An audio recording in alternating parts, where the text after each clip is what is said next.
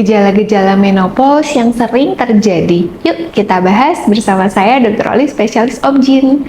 Banyak nih yang memang punya ibu atau mungkin saudara yang memang sedang mengalami menopause. Ini kelihatan banget dari tanda-tandanya. Pastinya yang awal terjadi perubahan siklus menstruasi. Menstruasinya mungkin nggak selalu tiap bulan. Menstruasinya mulai kadang-kadang 2 bulan, 3 bulan sekali. Terus setelah itu misal jumlahnya kadang-kadang dikit, kadang-kadang banyak banget. Itu bisa terjadi perubahan fisik. Perubahan fisik biasanya gampang berkeringat, terus hot flash, jantung berdebar-debar, terus vaginanya jadi kering, terus bawaannya itu nggak enak badannya. Lalu yang ketiga bisa juga perubahan moodnya ini yang sangat mood swing banget, bahkan terlalu emosian, mungkin sangat meletup-letup, bahkan bisa gampang nangis, depresi gitu. Juga perubahan psikologis.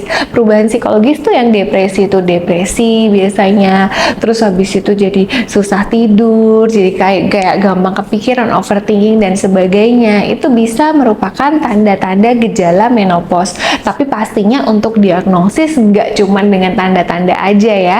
Diagnosis tetap harus dilihat dari anamnesa, pemeriksaan fisik oleh dokter, boleh dilakukan USG juga, dan juga menstruasi harus stop 12 bulan. Jadi 12 bulan moms nggak dapat menstruasi apapun nih. Jadi stop datang bulan, nggak ada menstruasi. Lalu bisa juga dicek dengan cek lab hormon estradiol, anti-Mullerian hormon, itu boleh juga untuk dicek.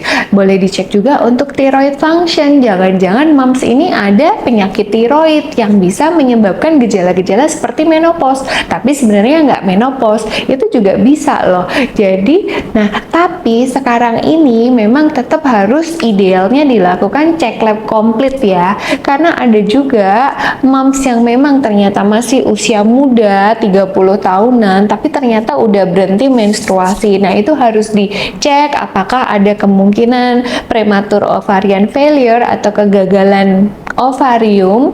Jadi ovarium tidak bisa menghasilkan hormon estrogen. Jadi otomatis ketika tidak bisa menghasilkan hormon estrogen, semua hormonnya turun, moms akan mengalami menopause. Jadi semuanya itu tetap harus dilihat dari tanda-tandanya dan dipastikan didiagnosis. Apabila moms yang punya gejalanya ini sangat parah nih, boleh loh langsung segera ke dokter karena bisa ada beberapa terapi. Terapi biasanya hormon replacement terapi. Jadi kita berikan hormon replacement terapi atau terapi oral hormon, bisa estrogen, progesteron, untuk supaya moms tetap bisa beraktivitas dengan nyaman, nggak hot flashes, nggak kering vaginanya, libidonya nggak turun, karena kan bisa juga pengaruh seksual itu bisa sangat mengganggu suami istri ya. Nah, tapi sebaiknya semua tetap harus dikonsultasikan karena tidak boleh asal dikasih ke semua pasien. Untuk pasien yang memang punya resiko kanker payudara, kanker ovarium, ataupun mungkin stroke jantung, gangguan di pembuluh darah, itu sangat berbahaya apabila kita memberikan hormon replacement terapi. Jadi moms sebaiknya selalu konsultasi ke dokter ya. Yang pastinya kita selalu support semua perempuan, jangan takut untuk melewati masa-masa menopause.